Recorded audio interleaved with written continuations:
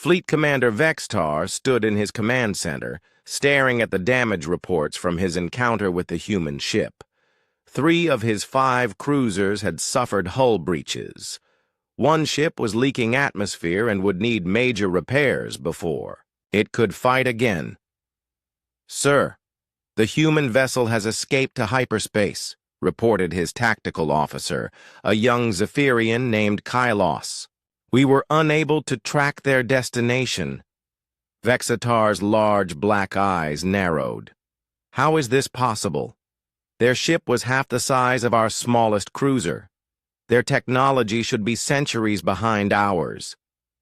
The damage analysis shows they used some kind of focused energy beam," Kylos explained, his voice nervous. "It cut through our armor like it was made of soft metal. Our shields were not designed to stop that type of weapon." "Show me the recording again," Vextar demanded. The main display showed the battle from the perspective of his flagship. The human ship, small and ugly compared to the sleek Zephyrian vessels, suddenly charged straight at them. Most species would try to run or hide behind asteroids, but these humans flew directly into the line of fire. Then came the moment that confused Vextar the most. The human weapons fired, and his ship started taking real damage. The beams were crude and simple, but they were incredibly powerful. It was like being attacked with a construction tool instead of a proper weapon. "They turned mining equipment into weapons," he said slowly. "No civilized species does that." "Sir, what are our orders?" asked Kylos. Vextar thought carefully. His mission was to scout this new species and determine if they posed a threat to the Empire. He had found humans, but they weren't behaving like any species he had encountered before. Every other race the Empire had met either fled in terror or surrendered immediately when faced with superior force. "We continue the mission," he decided. "But we need more information about these humans. Send probe ships to observe their territory. I want to know how many ships they have and what other surprises they might be hiding." Meanwhile, the Independence dropped out of hyperspace near a human research station. Captain Jake Morrison immediately contacted the station commander. "This is Morrison to Research Station Alpha 7. We need emergency repairs and a direct line to Earth Fleet Command." "Copy that, Independence," came the reply. "Docking Bay 2 is ready for you. What's your situation?" "We just had a fight with aliens," Jake said simply. There was a long pause. "Say again, Captain?" "You heard right. Hostile alien contact. 5 big ships. They demanded we surrender, so we shot them instead." Jake guided his ship into the docking bay where repair crews were already waiting. Chief Engineer Lisa Parker was already making lists of what needed to be fixed. The shields had held, but some systems had been damaged by the alien weapons. "Captain, how did we manage to hurt them so badly?" asked Lieutenant Ryan Torres. "Their ships were much bigger than ours." Lisa looked up from her repair checklist. "I think it's because they weren't expecting a real fight. Their weapons were set to disable, not destroy. They probably wanted to capture us alive." "That makes sense," Jake agreed. "They seemed surprised when we fought back, like they'd never seen that before." "What kind of military force doesn't expect resistance?" wondered Communications Officer Beth Turner. Jake had been thinking about the same question. "The kind that's used to bullying weaker species. I bet they usually show up, make threats, and everyone surrenders without a fight." 3 hours later, Jake was in a secure communication room talking directly to Admiral Kate Sullivan at Earth Fleet Command. The conversation was being transmitted across several light years, so there was a delay between questions and answers. "Captain, Morrison, I need you to repeat exactly what happened," Admiral Sullivan said. Her face on the screen looked grim but determined. Jake told the whole story again, from the moment they detected the alien ships to their escape into hyperspace. Admiral Sullivan listened without interrupting, occasionally making notes. "These Zephyrians," she said when Jake finished. "Do you think they'll be back?" "Yes, ma'am." Their commander was angry, but he was also surprised. "I think they're used to easy victories. They'll want to know more about us before they try anything bigger." Admiral Sullivan nodded. "We're going to assume you're right. I'm ordering all deep space vessels to return to human territory immediately. We need to prepare for the possibility of invasion." "What about diplomacy?" Jake asked. "Maybe we can talk to them." "Did they seem interested in talking when they demanded your surrender?" Jake thought about Fleet Commander Vextar's arrogant attitude. "No, ma'am. They acted like they owned the galaxy." "Then we prepare for war," Admiral Sullivan said firmly. "Good work, Captain. Your actions may have given humanity the warning we need to survive." Back in Zephyrian space, Fleet Commander Vextar was receiving reports from his probe ships. The humans had dozens of colonies spread across multiple star systems. Their ships were primitive but numerous. Most importantly, they were all returning to defensive positions. "Sir, it appears the humans are preparing for conflict," reported Kylos. "They're moving ships and supplies like they expect an attack." Vextar studied the tactical displays. "How many military vessels do they have?" "That's difficult to determine, sir. Many of their ships appear to be civilian vessels that have been modified with weapons. They don't follow standard military classifications." "Modified civilian ships?" Vextar was puzzled. "What military uses converted cargo haulers?" "One that expects every ship to fight, sir," Kylos said quietly. The observation worried Vextar more than he wanted to admit. The Zephyrian Empire had rules about warfare. Military ships fought other military ships. Civilians stayed out of the way. It was civilized and orderly. But these humans seemed to think every ship was a potential warship. Every person was a potential soldier. They didn't separate their military from their civilians the way proper species did. "Send a message to Admiral Korthax," Vextar ordered. "Tell him we need a full battle fleet to deal with these humans. They're not going to surrender." "Easily. How large a fleet, sir?" Vextar looked at the displays showing human territory. There were so many ships moving, and more seemed to appear every day. These humans were acting like their entire civilization was mobilizing for war. "All of it," he said finally. "Send everything we have. I think we're going to need it." As his message traveled toward the Zephyrian capital, Vextar couldn't shake the feeling that he had just made contact with something dangerous. The humans had fought like cornered animals, wild and unpredictable. But cornered animals were often the most deadly opponents of all. He had a feeling the Empire was about to learn that lesson the hard way. Captain Jake Morrison stood on the bridge of the Independence, watching the stars through the main view screen. His ship was 3 months into a deep space survey mission, mapping new systems at the edge of human territory. The crew of 68 had settled into their routine of scanning planets, checking for resources, and sending reports back to Earth. "Captain, we're picking up something strange on long-range sensors," called out Lieutenant Ryan Torres from the navigation station. His young face showed confusion as he studied his readings. Jake walked over to look at the display. Strange energy signatures were moving toward them from the next system over. They didn't match any known human ship designs. "How many contacts?" 5 ships, sir. They're big. Much bigger than anything in our fleet."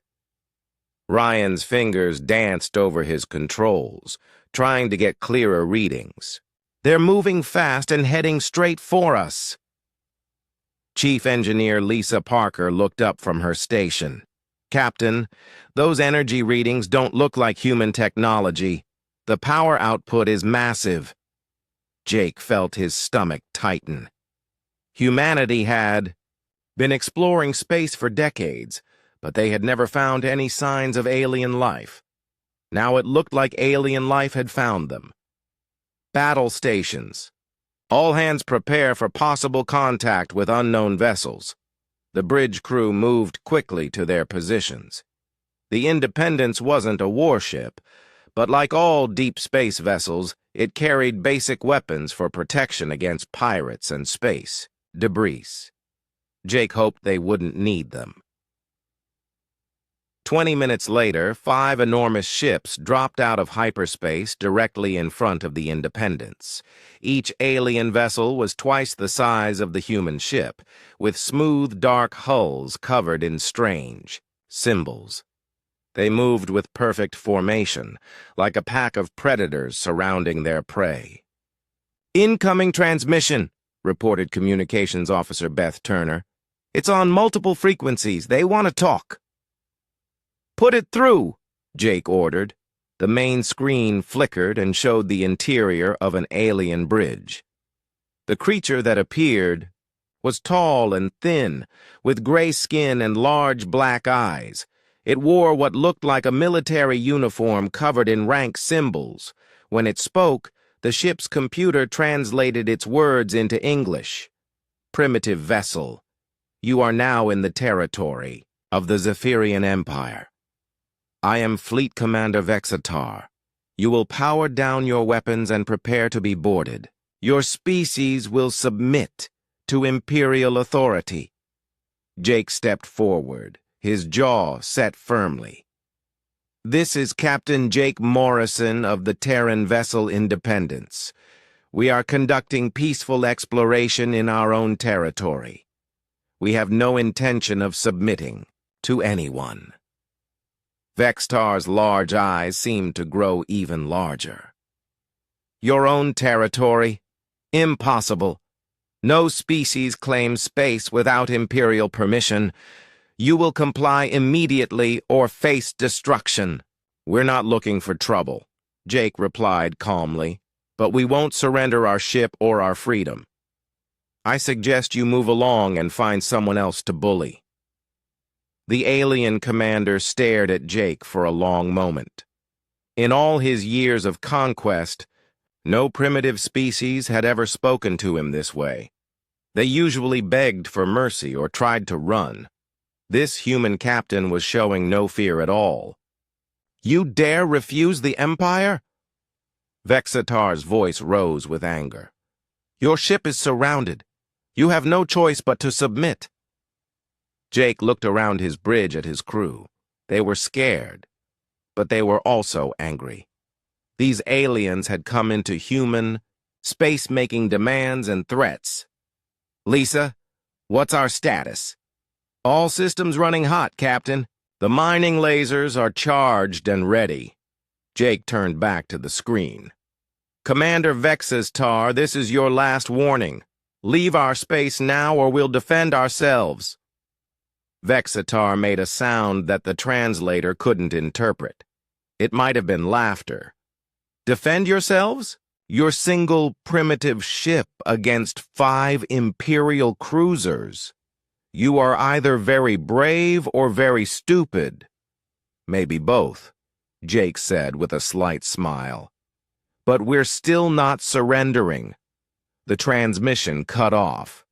Jake immediately turned to his crew. "Lisa, get those mining lasers ready for combat use. Ryan, plot an escape course. Beth, send a message to Fleet Command. Tell them we've made contact with hostile aliens." "Sir, they're powering up weapons," called Ryan from his station. Jake settled into his captain's chair. "All hands, this is the captain. We're about to engage hostile alien forces. Fight hard and make them remember they met humans today." The key. Zephyrian ships opened fire with bright blue energy beams. The Independence shook as the alien weapons struck its shields. Warning lights flashed across the bridge as systems overloaded.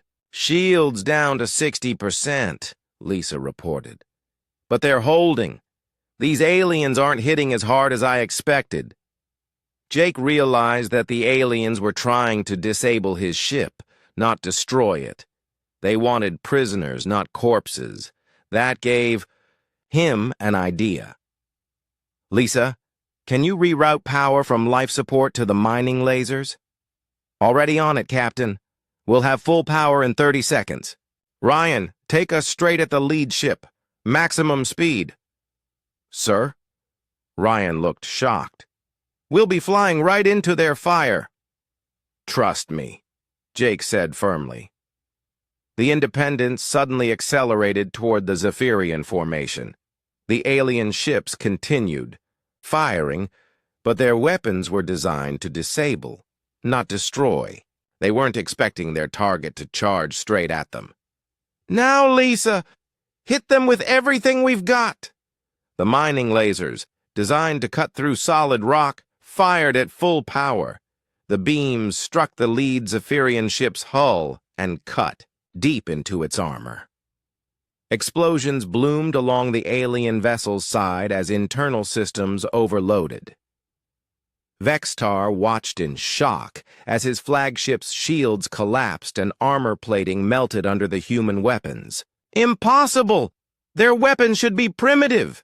The Independence flew between two Zephyrian ships, its lasers cutting into both vessels. The human ship was smaller and more agile than the heavy alien cruisers. It darted between them like a fighter. Attacking bombers. Jump coordinates locked in, Ryan reported. Take us home, Jake ordered. The Independence vanished into hyperspace, leaving 5 damaged Zephyrian ships and 1 very confused alien commander behind.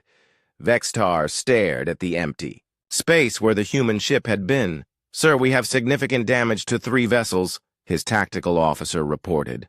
Their weapons were more effective than our intelligence predicted. Vextar's hands clenched into fists. No primitive species had ever damaged Imperial ships before. No species had ever refused to surrender when faced with overwhelming force. These humans were different from anything the Empire had encountered. Send word to High Command, he ordered slowly. Tell them we have found a species that fights back. Admiral Korthax stood in the central command chamber of the Imperial Palace on Zephyr Prime, the capital world of the Empire.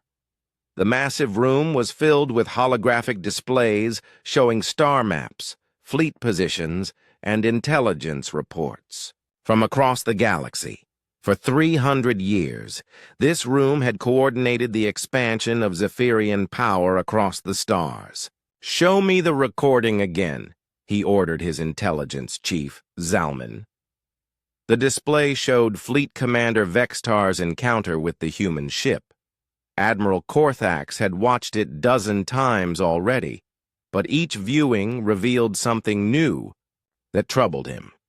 The human vessel was crude and ugly, built for function rather than beauty like proper Zephyrian ships. But it had damaged 3 Imperial cruisers and escaped. Analysis suggests their weapons are industrial tools modified for combat, Zalmin reported. Mining lasers, construction beams, cargo handling equipment. They turned their work tools into weapons. That's impossible, Admiral Korthax said firmly. No civilized species fights with construction equipment. They have proper military vessels, or they submit to superior force. Nevertheless, the damage is real. Zalman replied carefully. Our armor was not designed to withstand such crude but powerful attacks. Admiral Korthax studied the tactical display more closely. The human ship had charged directly into Zephyrian fire instead of trying to escape. It was either the act of a madman or someone who knew exactly what he was doing. What do we know about their military capabilities? He asked. That's where it gets interesting, sir. Zalmin pulled up another display. Our probe ships have observed their territory for weeks. They don't seem to have a traditional military structure. Explain. Every ship appears to be armed. Cargo haulers carry weapons. Research vessels have defensive systems. Even their civilian transports are equipped for combat. It's like their entire space fleet is designed to fight. Admiral Korthax felt a chill run down his spine. Are you telling me they've militarized their entire civilization? It appears so, sir. They don't seem to make a distinction between military and civilian vessels. Every ship is potentially a warship. This was completely outside Zephyrian experience. The Empire had conquered 127 different species over the centuries. Every one of them had followed the same pattern, a small military force protecting a large civilian population. When the military was defeated, the civilians surrendered, but humans seemed to think every person was a soldier, and every ship was a weapon of war. What about their ground forces? Admiral Korthax asked. Even more unusual, sir. They don't appear to have separate warrior and worker castes like civilized species. Our intelligence suggests that civilians can become soldiers at any time. They call it a militia system. Militia? The word was unfamiliar to Admiral Korthax. Citizens who are trained to fight but normally do other jobs. When threatened, they become warriors. It means their entire population could potentially resist occupation. Admiral Korthax walked to the large window overlooking the Imperial capital. Millions of Zephyrians lived in the city below, going about their daily lives in peace and order. They trusted the Empire's military to protect them from external threats. They had never needed to learn how to fight because the Empire's professional warriors handled all conflicts. But humans seemed to expect every person to be ready for war at any moment. Sir, there's something else, Zalmin said hesitantly. Emperor Thisran wants to see you immediately. Admiral Korthax sighed. The Emperor would want answers he didn't have, and solutions to problems he didn't understand. Very well. Prepare a full briefing. The Emperor's throne room was vast and intimidating, designed to make visitors feel small and powerless. Emperor Thisran sat on the crystal throne, wearing the traditional robes of imperial authority. He was old, even for a Zephyrian, and had ruled the Empire for over 50 years. Admiral, explain to me how a single primitive ship damaged 3 of our cruisers, the Emperor said without preamble. Your Majesty, the humans are not typical primitives. They fight with unusual tactics and modified industrial equipment. They show no fear of superior numbers or technology. Fear is irrelevant. Superior force always wins. Send a proper fleet to crush them. Admiral Korthax chose his words carefully. Your Majesty, I believe these humans require a different approach than previous conquests. They don't behave like civilized species. All species are the same when faced with overwhelming power, Emperor Thisran declared. Send Admiral Korthax with the 7th Fleet. 200 ships should be sufficient to handle one system of primitives. Sir, their territory spans multiple systems. Intelligence suggests they have hundreds of armed vessels. The Emperor's eyes narrowed dangerously. Are you questioning my judgment, Admiral? No, Your Majesty. I merely suggest we gather more intelligence before committing to a major operation. Intelligence is useless. Action is required. These humans damaged Imperial vessels and must be punished. Admiral Korthax will depart within the week. Admiral Korthax bowed deeply. As you command, Your Majesty. After leaving the throne room, Admiral Korthax returned to his command center. He immediately called for Admiral Korthax, who commanded the 7th Fleet. Korthax was younger than Korthax, and had earned his position through a series of successful campaigns against primitive species. He was confident, aggressive, and had never faced an enemy that didn't surrender quickly. Admiral Corthes, you're being given command of the human pacification operation, Corthax explained. 200 ships, standard conquest protocol. Thank you, sir. How long do you estimate the operation will take? Corthes asked. That depends on the humans, Corthax replied carefully. They may not behave as you expect. Corthes laughed. Sir, I've conquered 12 species in 15 years. Primitives are primitives. Show them enough ships and they surrender. It's always the same. Admiral Corthax wanted to warn him about the humans' unusual behavior, but he could see that Corthes wasn't really listening. The younger admiral was already planning his victory celebration. Very well. Depart when ready and report regularly. The Emperor wants this resolved quickly. After Corthes left, Admiral Corthax stood alone in his command center, studying the displays showing human territory. Something about this felt wrong. Every instinct he had developed over decades of military service was telling him the humans were dangerous in ways the Empire didn't understand. But the Emperor had given his orders, and the Empire always obeyed the Emperor. Zalman approached quietly. Sir, should we prepare additional fleets in case Admiral Corthes needs reinforcement? Admiral Corthax thought about the human ship charging directly into Zephyrian fire, its crude weapons cutting through Imperial armor like it was paper. He thought about a species that armed every ship and trained every citizen to fight. Yes, he said quietly. Prepare everything we have. I have a feeling we're going to need it. Admiral Kate Sullivan sat in the emergency session of the Terran Defense Council, looking around the table at the faces of humanity's military and political leaders. The news of alien contact had spread quickly through the government, and everyone wanted answers she didn't have. Admiral, what exactly are we facing? Asked President Martinez.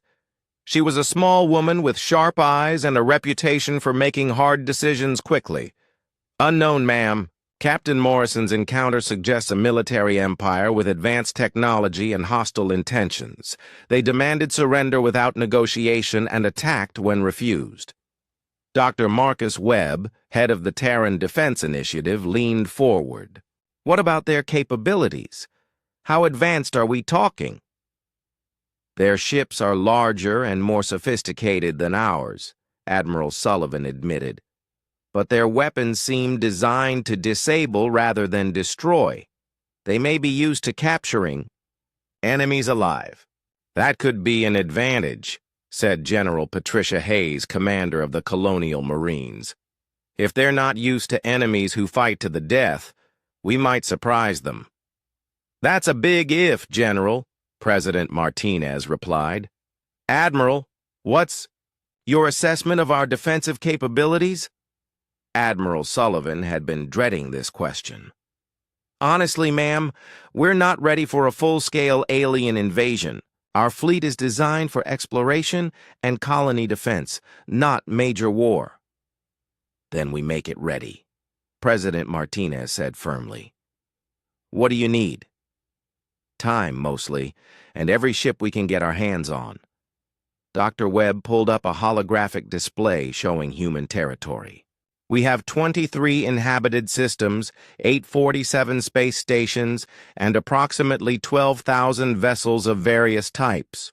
Most are civilian, but they can all be armed. Arm everything that flies, Admiral Sullivan decided. Cargo haulers, research ships, mining, vessels, passenger transports. If it has an engine and life support, it can carry weapons. Admiral, that's not how modern warfare works, protested Colonel James Rodriguez, a military traditionist. Civilians shouldn't be involved in military operations. Tell that to the aliens, Admiral Sullivan replied sharply. They're coming to conquer us, not fight a gentleman's war. We use every advantage we have. President Martinez nodded. Do it. What else? We need to change our entire approach to space combat, Admiral Sullivan continued. Traditional fleet tactics assume both sides follow the same rules. But we can't match alien technology ship for ship. What do you suggest? Asked Dr. Webb. We fight dirty, use tactics they won't expect. Hit-and-run attacks, suicide runs, nuclear mines, anything that causes maximum damage. We make every ship they destroy cost them dearly. General Hayes smiled grimly. I like it. My Marines are good at fighting dirty. Admiral Sullivan turned to the industrial representatives at the table. I need every shipyard working around the clock. Convert civilian ships to combat configuration. Add armor, weapons, and redundant systems. Make them tough to kill. Captain Amy Chen, representing the Shipbuilders Union, stood up. Admiral, we can do the conversions, but it'll take months to refit the entire civilian fleet. You have weeks, maybe days, Admiral Sullivan replied. Do what you can with the time we have. What about the outer colonies? Asked Governor Tom Wilson, representing the frontier worlds. Some of our settlements are barely defended. We evacuate what we can and fortify what we can't, Admiral Sullivan decided. Every asteroid mining station becomes a fortress. Every space dock becomes a weapons platform. We turn our entire territory into a death trap. Over the following weeks, human space transformed into something the galaxy had never seen before. Every shipyard worked continuously, welding armor plates and mounting weapons on vessels never designed for combat. The passenger liner Pacific Star received military-grade shields and a battery of missile launchers. The cargo hauler Big Betty was fitted with mining lasers powerful enough to cut through asteroid cores. Captain Steve Harris commanded the converted, Ori Transport Iron Horse. His ship had been hauling raw materials between mining stations for 15 years, but now it bristled with weapons and carried a crew trained for combat. Captain, the retrofit is complete, reported his chief engineer, Nancy Klein. We've got 6 mining lasers, 2 missile pods, and enough armor to stop a meteorite. How's she handle? Steve asked. Like a pregnant whale, Nancy replied honestly. But she'll take a beating and keep fighting. That was exactly what Admiral Sullivan wanted to hear. Human ships weren't fast or elegant, but they were built to survive in the hostile environment of space. Adding weapons and armor just made them tougher.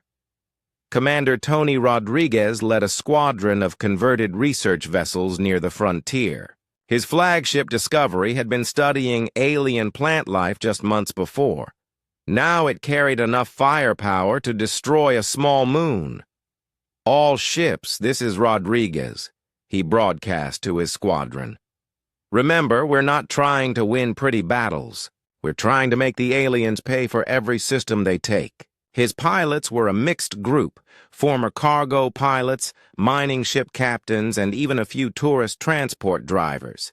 They weren't military in the traditional sense, but they knew their ships better than any academy graduate. Sir, what if they have better training than us? Asked one of his newer pilots.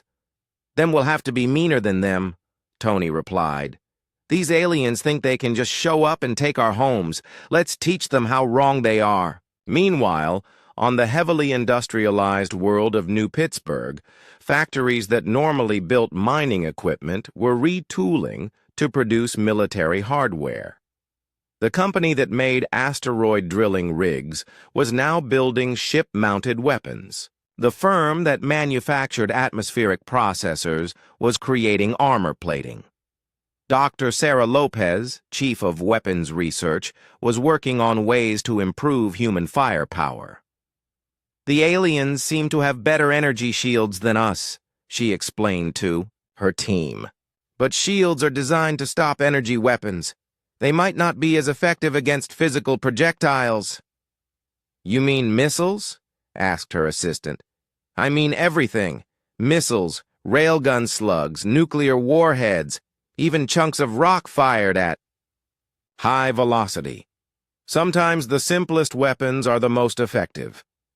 Back at Fleet Command, Admiral Sullivan reviewed the reports from across human space. The transformation was impressive, but chaotic. Humanity was turning itself into something the galaxy had never seen, an entire civilization organized for total war. "Admiral, we're getting reports from deep space monitoring stations," reported her aide, Commander Beth Turner. "Large fleet movements in alien space. It looks like they're massing for an attack." Admiral Sullivan studied the intelligence reports.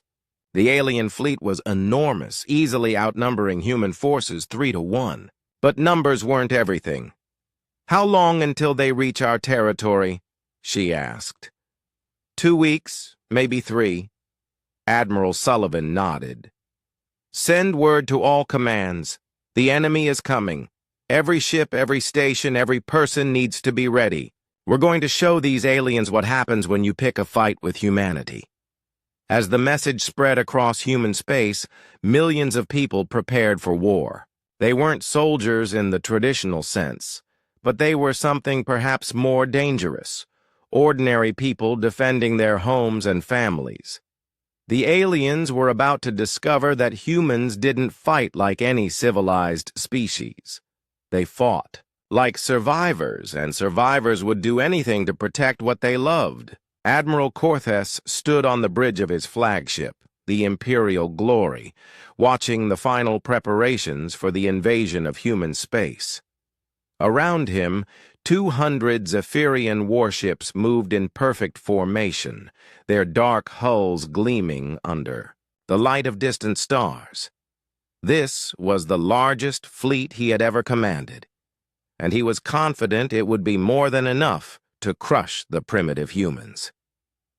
"Admiral, all ships report ready for hyperspace jump," announced his tactical officer, Commander Yexelon. "Estimated arrival at the human frontier in 6 hours." "Excellent," Cortez replied, settling into his command chair. "Begin standard pacification protocols. I want our first target completely secured within 48 hours. Cortez had used this same strategy 12 times before against 12 different species. The plan was simple and effective. Arrive with overwhelming force, destroy any military resistance quickly, and demand immediate surrender. Most species gave up after seeing just a fraction of Imperial power. The target was a human colony called New Denver, located on the edge of their territory. Intelligence reports suggested it was a mining world with minimal defenses, perfect for demonstrating Imperial superiority without risking significant losses. "Sir, should we attempt to contact the humans before beginning the attack?" asked Commander Yexelon. "Of course," Cortez replied. "Standard procedure. We offer them one chance to surrender before beginning bombardment, though I doubt these primitives will be smart enough to accept." The Zephyrian fleet dropped out of hyperspace at the edge of the New Denver system. Immediately, their sensors detected human ships moving to intercept them. Cortez studied the tactical display with growing amusement. 16 ships? He laughed. "They're sending 16 ships against 200? These humans are either very brave or very stupid." "Sir, the human vessels appear to be converted civilian ships," reported his sensor operator. "Cargo haulers, mining vessels, and research ships. They're not proper military vessels." This was even better than Cortez had hoped. Not only were the humans outnumbered, but they were using civilian ships as warships. It was almost insulting. "Open." "A channel to the human commander," he ordered. The main screen showed the bridge of the lead human ship. The captain was a middle-aged woman with short gray hair and determined eyes. She wore a simple work uniform rather than military dress. "I am Admiral Cortez of the Zephyrian Empire. You are Captain Linda Foster, New Denver Defense Force," the woman replied calmly. "You're not welcome in our system, Admiral," Korthes was surprised by her tone. Most species showed fear when faced with imperial power. This human seemed almost casual about the situation. Captain Foster, you are facing 200 imperial warships with 16 converted civilian vessels. I offer you one opportunity to surrender before we destroy your pitiful fleet. Captain Foster actually smiled. That's very generous of you, Admiral, but we're going to have to decline. New Denver is our home, and we're not giving it up without a fight. You cannot possibly believe you can win this battle, Korthes said, genuinely puzzled. Winning isn't the point, Foster replied. Making you pay for our system is the point. We're going to hurt you as badly as we can before you kill us. The transmission ended before Korthes could respond. He stared at the blank screen in confusion. No species had ever spoken to him that way. They usually begged for mercy or tried to negotiate terms of surrender. Sir, the human ships are advancing, reported Commander Yexalon. They're moving at maximum acceleration directly toward our formation. They're attacking? Korthes couldn't believe it. 16 ships attacking 200? It appears so, sir. What are your orders? Korthes recovered his composure quickly. Standard suppression fire. Disable their ships, but try to keep the crews alive for interrogation. I want to understand what makes these humans so foolish. The Zephyrian fleet opened fire with their standard weapons, blue energy beams designed to overload enemy systems without causing fatal damage. They had used these same tactics dozens of times before, but the human ships didn't react the way other species did. Instead of trying to evade or retreat, they flew straight into the weapons fire. Their shields flared and sparked under the energy bombardment, but they kept coming. Sir, the human vessels are returning fire, Yexalon reported with surprise. The human weapons were crude, but powerful. Modified mining lasers and industrial cutting beams struck Zephyrian ships, cutting through armor that was designed to stop military-grade energy weapons. The Imperial vessels weren't heavily armored because most species used proper military weapons that could be stopped by shields. But the humans were using tools meant to cut through solid rock and metal. Damage reports, Korthes demanded. Light damage to 4 ships, sir. Their weapons are more effective than expected. One of the human ships, a converted ore hauler, flew directly between 2 Zephyrian cruisers. Its weapons fired continuously, carving deep gouges in both enemy hulls. The ship was taking massive damage from return fire, but it kept fighting until it finally exploded in a brilliant flash. Did that ship just commit suicide? Korthes asked in disbelief. It appears so, sir. The captain deliberately flew into our crossfire to maximize damage to our vessels. 3 more human ships followed the same pattern, charging directly into Zephyrian formations and fighting until they were destroyed. Each one managed to damage or disable at least 1 Imperial vessel before dying. This is madness, Korthes muttered. No civilized species fights this way. By the time the last human ship was destroyed, the Zephyrian fleet had suffered moderate damage to 15 vessels and complete loss of 2 cruisers. It was the most costly victory in Imperial history. Sir, we're receiving a transmission from the human colony, reported the communications officer. The screen showed the interior of what looked like a civilian government building. A man in simple clothes sat behind a desk, looking directly into the camera. This is Governor Mike Thompson of New Denver, the man said calmly. I assume you've destroyed our defense fleet by now. Congratulations. You killed some good people today. Surrender your colony immediately, Korthes replied, still shaken by the space battle. No, Thompson said simply. We're not surrendering. You want our world, you'll have to take it the hard way. Every building, every street, every room. We'll make you fight for all of it. Your position is hopeless. We have thousands of troops and orbital bombardment capability. Governor Thompson leaned back in his chair. Then you'd better get started, Admiral, because we're not making this easy for you. The transmission ended, leaving Corthes staring at another blank screen.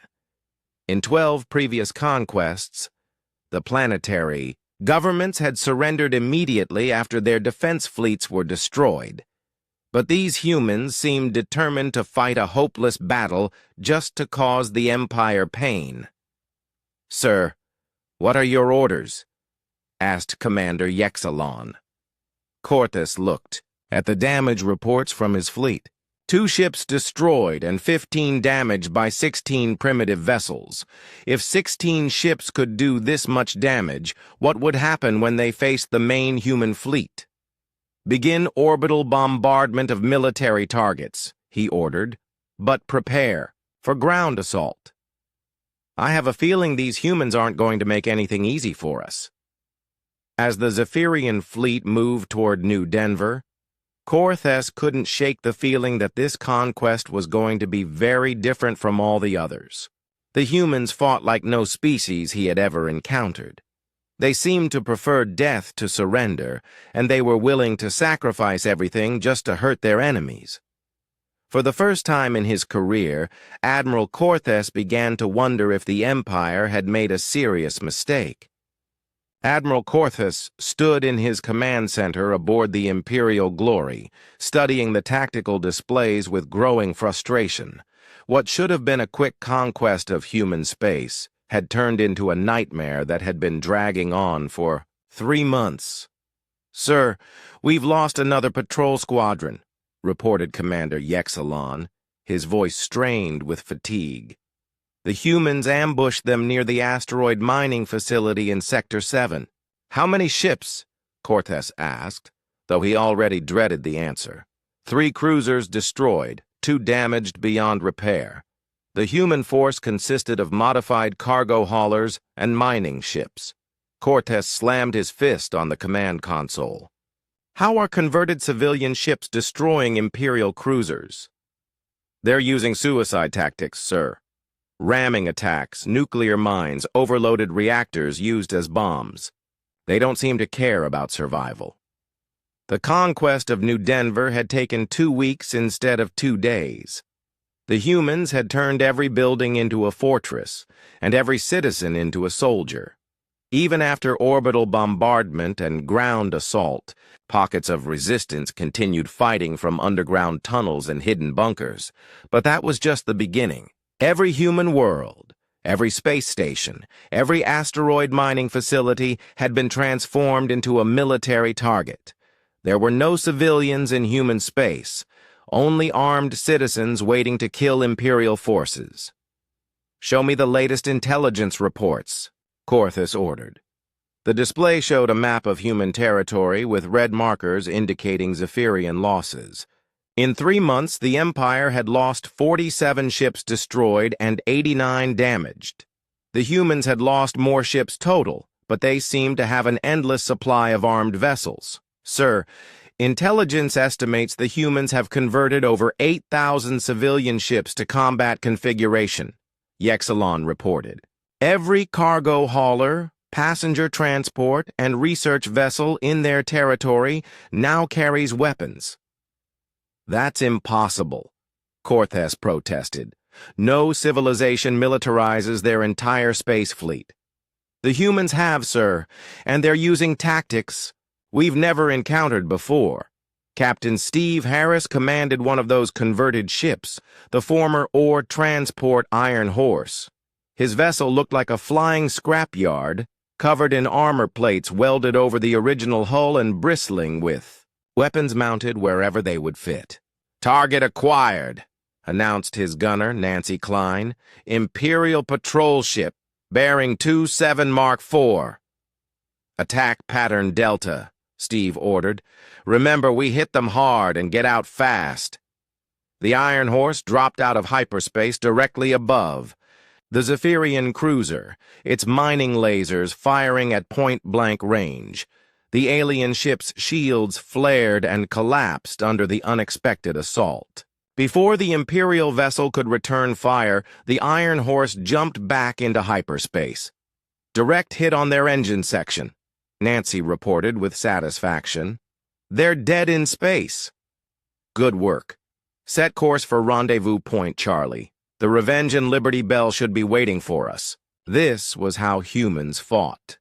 Small groups of armed ships hitting Zephyrian forces when they least expected it, then disappearing before reinforcements could arrive.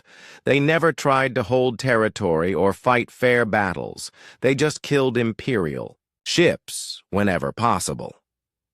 Commander Rachel Martinez led another group of converted ships in the outer asteroid belt.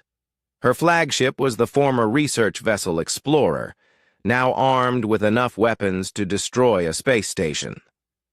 Ma'am, we've got Imperial supply ships heading for the mining facility, reported her sensor operator. How many escorts? Rachel asked.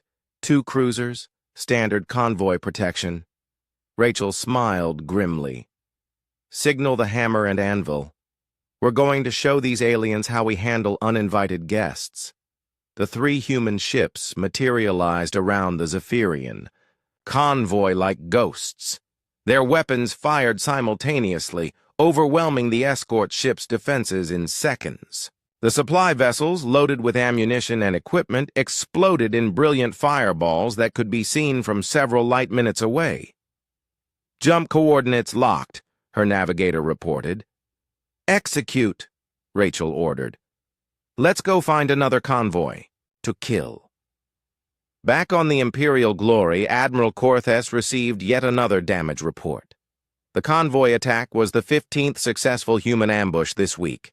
His supply lines were being systematically destroyed by enemy forces that appeared and disappeared like phantoms. Sir, we're receiving a priority transmission from Admiral Corthax, the communications officer announced. The main screen showed the senior admiral's concerned face. Corthes, what is your status?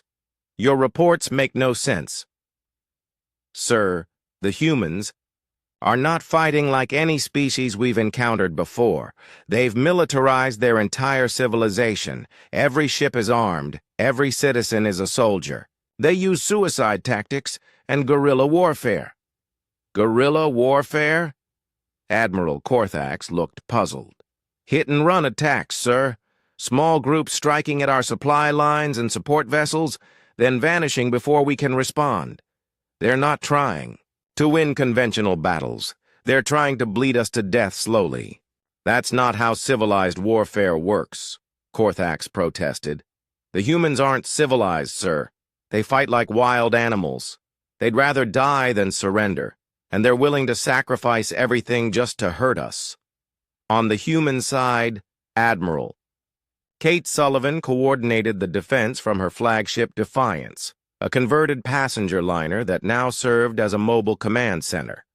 Her ship jumped from system to system, staying ahead of Imperial forces while directing the irregular war that was slowly destroying the Zephyrian fleet.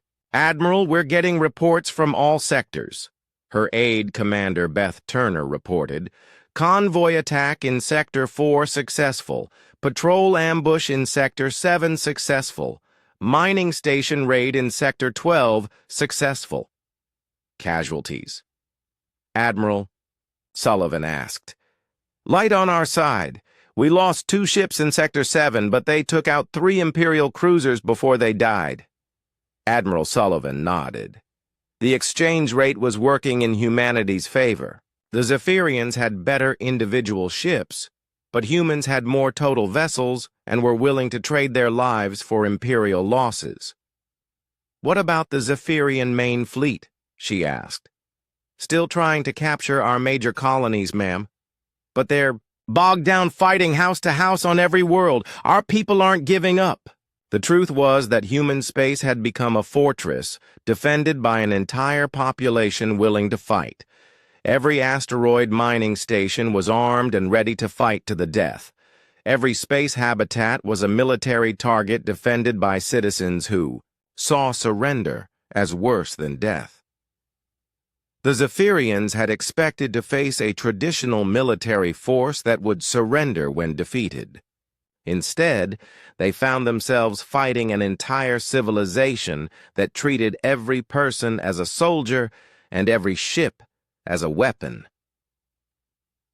Admiral Cortez looked at the latest casualty reports and felt something he had never experienced before: doubt.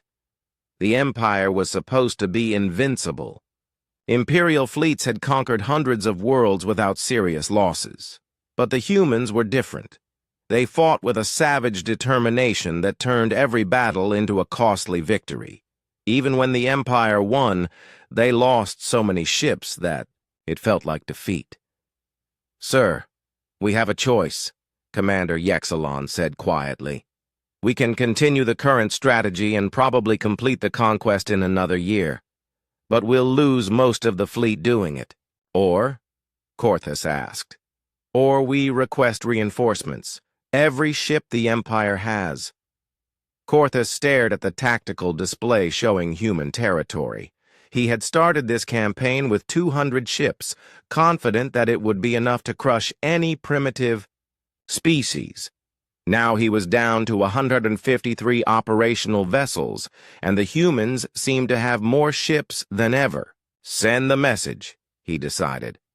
"Tell High Command we need everything they can send. All of it." "Sir, the Emperor won't like hearing that we need the entire Imperial fleet to defeat one species." "Then the Emperor should have fought these humans himself," Cortez replied bitterly, "because I'm starting to think we've bitten off more than we can chew." Emperor Thyceran stood in the Imperial War Room, staring at the holographic display that showed the disaster unfolding in human space. What had started as a routine conquest had become the worst military catastrophe in the Empire's 300-year history. "Explain this to me again," he demanded of Admiral Corthax, his voice cold with barely controlled rage.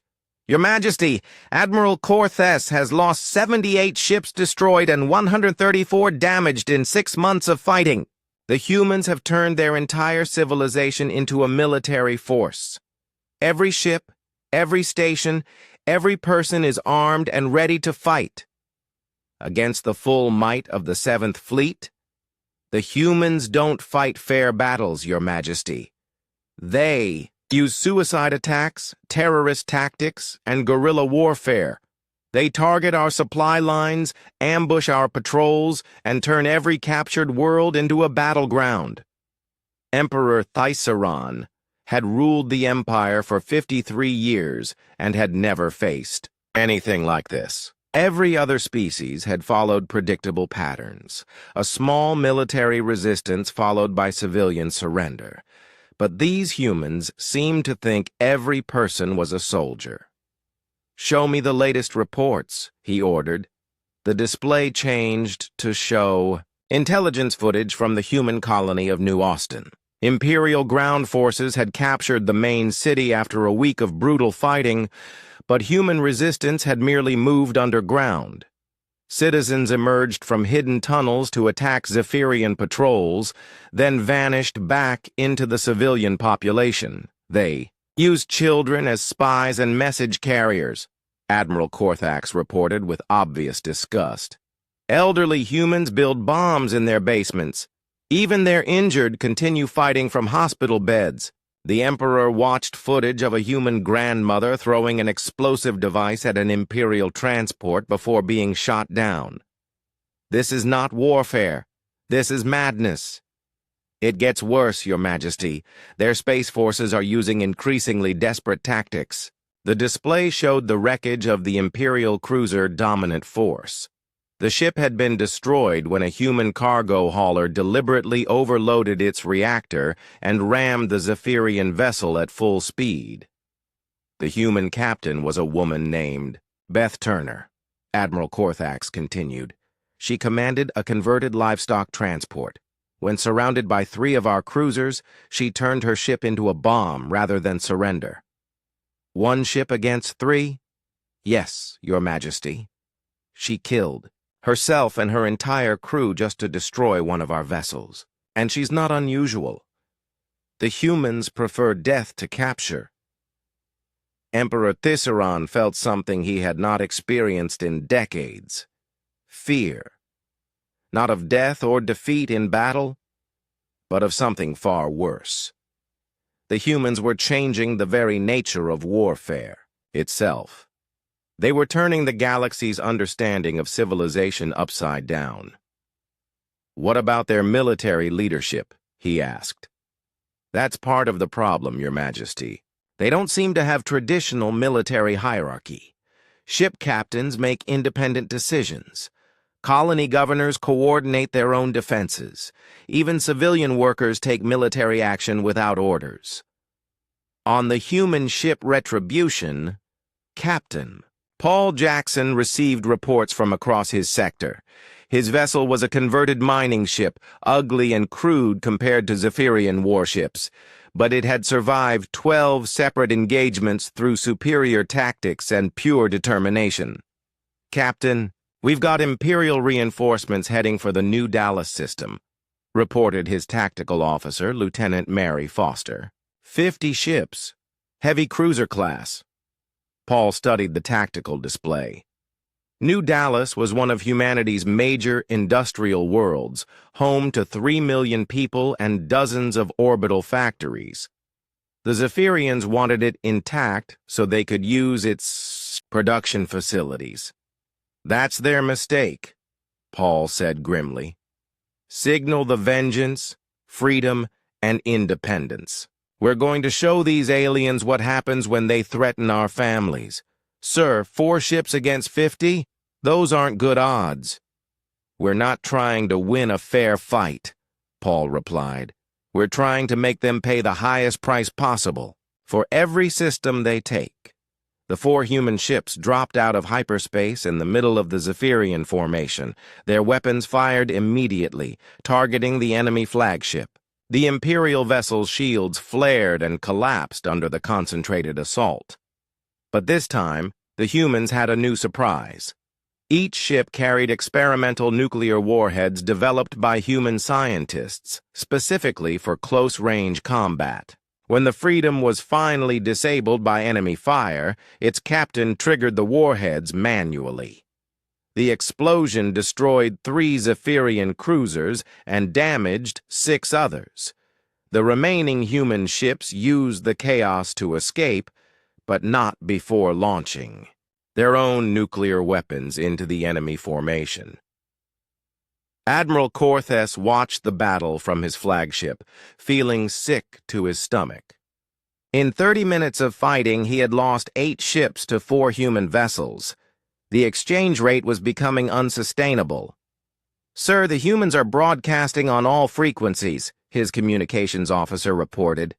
The transmission showed the bridge of the human ship Retribution. Captain Jackson looked directly into the camera, his face calm despite the battle raging around him. "Attention, Zephyrian forces," he said.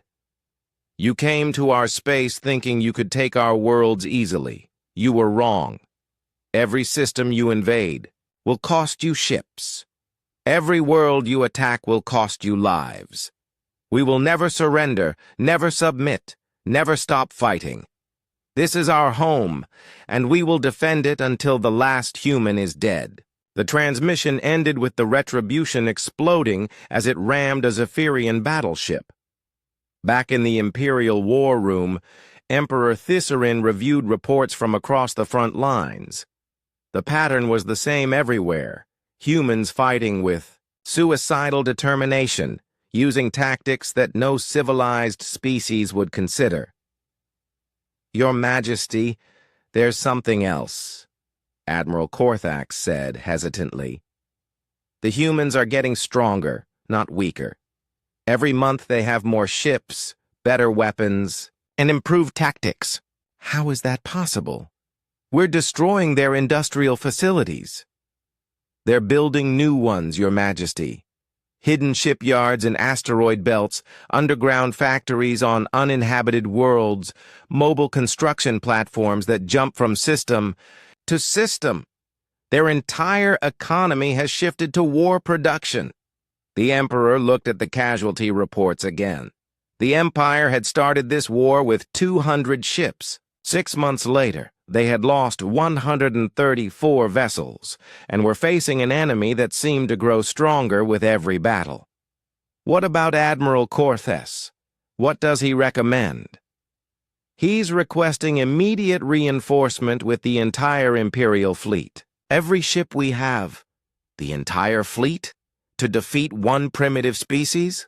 Your Majesty, the humans aren't primitive. They're the most dangerous enemy the Empire has ever faced. They fight like demons and refuse to acknowledge defeat even when facing impossible odds. Emperor Thyceran walked to the window overlooking his capital city. Millions of Zephyrians lived peaceful lives below, trusting their military to protect them from external threats. They had never needed to learn how to fight, because the Empire's professional forces had always been sufficient. But humans seemed to expect every person to be ready for war at any moment. Their entire civilization was organized around the principle that freedom was worth any sacrifice. Your Majesty, Admiral Corthax asked quietly. Send everything, the Emperor decided. Every ship, every soldier, every weapon we have. Crush these humans before they teach the galaxy that the Empire can be defeated. And if that's not enough? Emperor Thyceran didn't answer. For the first time in his long reign, he was contemplating the possibility that the mighty Zephyrian Empire might have finally met an enemy it couldn't defeat. In human space, Admiral Kate Sullivan received reports of massive Zephyrian fleet movements. The enemy was committing everything they had to the conquest of humanity. Ma'am, intelligence estimates over 800 Imperial ships heading for our territory, Commander Beth Turner reported. Then we'd better be ready for them, Admiral Sullivan replied. Send word to all commands. The final battle is coming. Make sure every ship, every station, every person knows what's at stake. As the message spread across human space, millions of people prepared for the fight of their lives. They weren't just defending territory or resources. They were defending the idea that free people could not be conquered by any force in the galaxy. Emperor Thyceran sat alone in his private chambers, staring at the final battle reports from human space. The holographic displays showed the unthinkable, the complete failure of the largest military operation in Imperial history, 800 ships. The entire Zephyrian fleet, gone, not destroyed in a single glorious battle, but ground down over months of savage fighting against an enemy that refused to follow any civilized rules of warfare. The humans had turned their entire civilization into a weapon and used it to destroy the greatest military force the galaxy had ever seen. A soft chime indicated someone requesting entry. Come, the Emperor said wearily. Admiral Corthax entered, looking like he had aged 10 years in the past month. His uniform was wrinkled, and his eyes showed the strain of coordinating a disaster that grew worse every day. Your Majesty, I have the final casualty report, he said quietly. How many? The Emperor asked, though he already knew the answer would be devastating. 647 ships destroyed. 112 ships damaged beyond repair. 41 ships managed to escape back to Imperial space. The numbers were almost incomprehensible. The Empire had lost over 90% of its fleet to a species they had considered primitive just 1 year ago. The surviving ships? The Emperor asked. Most are heavily damaged. It will take years to repair them, assuming we can find the resources. The humans targeted our supply line so effectively that many ships are running on emergency reserves. Emperor Thyceran stood and walked to the window overlooking his capital. The city below looked peaceful, but he knew that peace was an illusion. Word of the military disaster was already spreading throughout the empire. Soon, every species under Zephyrian rule would know that the invincible Imperial fleet had been destroyed by humans. "What about Admiral Corthus?" he asked. "Missing, presumed dead. His flagship was destroyed in the final battle at New Earth. The humans, they fought to the very end." The Emperor closed his eyes, remembering the confident young admiral who had departed 6 months ago expecting an easy victory. Corthus had been certain that primitive species always surrendered when faced with overwhelming force. He had been wrong. In human space, Admiral Kate Sullivan stood on the bridge of her flagship Defiance, looking out at the wreckage of what had been the largest space battle in galactic history. Debris from both human and Zephyrian ships drifted through the void, silent monuments to the cost of freedom. "Admiral, damage reports from all sectors," Commander Beth Turner announced. "We lost 312 ships in the final engagement, but we held the line." Admiral Sullivan nodded grimly. The cost had been enormous, but humanity had proven something important to the galaxy. Even the mightiest empire could be defeated if its enemies were willing to pay any price for their freedom. "What about the surviving Zephyrian forces?" she asked. 41 ships jumped to hyperspace and fled toward Imperial territory. They're no longer a threat to human space. Good. Begin search and rescue operations for any survivors, both human and alien. Then I want a message prepared for broadcast to the entire galaxy." "Ma'am," Beth looked surprised. "What kind of message?" "The kind that explains what just happened." "Here," Admiral Sullivan replied. "Every species in the galaxy needs to understand what we learned about the Zephyrian Empire." 3 hours later, Admiral Sullivan stood in the communications center of her ship, preparing to address the galaxy. The message would be transmitted on all known frequencies and translated into dozens of languages. Every civilized species would hear what humanity had to say. "This is Admiral Kate Sullivan of the Terran Defense Force, broadcasting from human space," she began.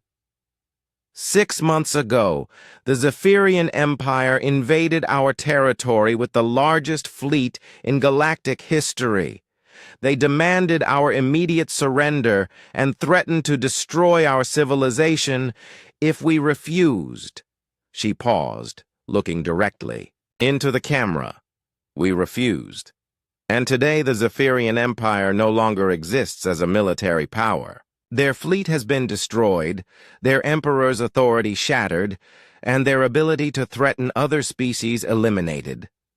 The message was being received across the galaxy by species that had lived in fear of Zephyrian power for centuries. On dozens of worlds, conquered peoples listened in amazement as a human explained how the impossible had been accomplished.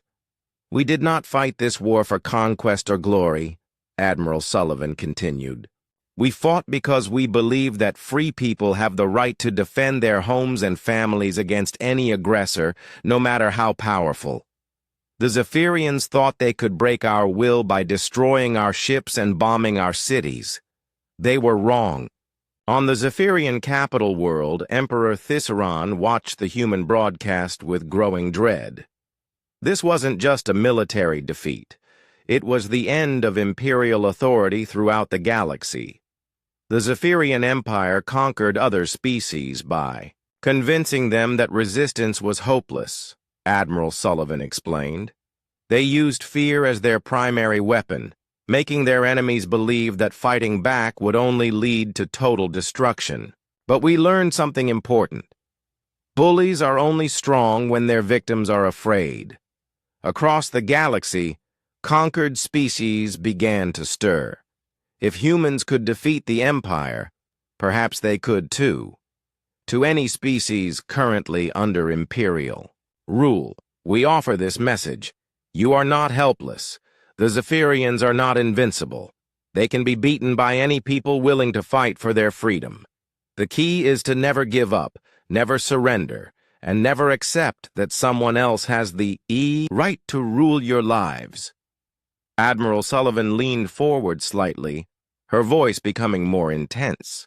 To any other empire or power that might consider humanity an easy target, understand this. We are not a conquered people, and we never will be. We fight not because we enjoy war, but because we love peace enough to die for it.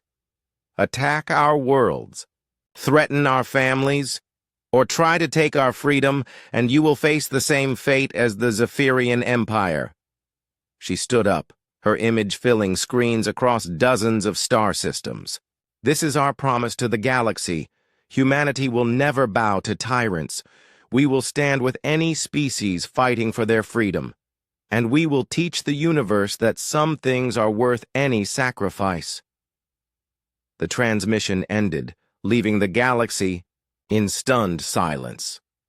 On the Zephyrian homeworld, Emperor Thiseron turned off the display and sat in his empty throne room. Reports were already coming in from across the Empire. Revolts on conquered worlds, Imperial garrisons under attack, local governors declaring independence. The human message was spreading like fire through the galaxy, and everywhere it went, the Empire's authority crumbled. Your Majesty, Admiral Korthax entered the throne room. We're receiving surrender requests from 17 sectors. Local commanders want to negotiate terms with rebel forces. Surrender. The Emperor's voice was hollow.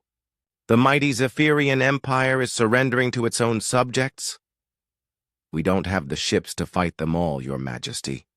The humans destroyed our ability to project power beyond our core systems. Emperor Thiseron looked around the throne, room where his ancestors had ruled the galaxy for 3 centuries. Soon, it would just be the throne room of a small, unimportant world that had once dreamed of empire. Issue a general withdrawal order, he said quietly. All Imperial forces, return to Zephyrian space. Abandon the outer territories. Your Majesty, that means giving up 2/3 of the Empire. The Empire is already gone, the Emperor replied. The humans killed it. We just haven't admitted it yet. As the news spread across the galaxy, billions of sentient beings learned a lesson that would reshape the balance of power among the stars. Freedom was not something that could be given or taken away by others. It was something that had to be fought for, protected, and defended by those who valued it. And somewhere in the cosmos, a species from a small blue world had just taught the galaxy that the most dangerous enemy any tyrant could face was a free people who refused to stay conquered. The age of the Zephyrian Empire was over. The age of galactic freedom had begun. Admiral Sullivan looked out at the stars and smiled. Humanity had not only survived its first contact with hostile aliens, they had changed the galaxy forever. And every species that heard their message would know that somewhere among the stars there was a people who believed that freedom was worth fighting for, no matter the cost. What now, Admiral? Commander Turner asked. Now we go home, Sullivan replied. We've got a galaxy to help rebuild.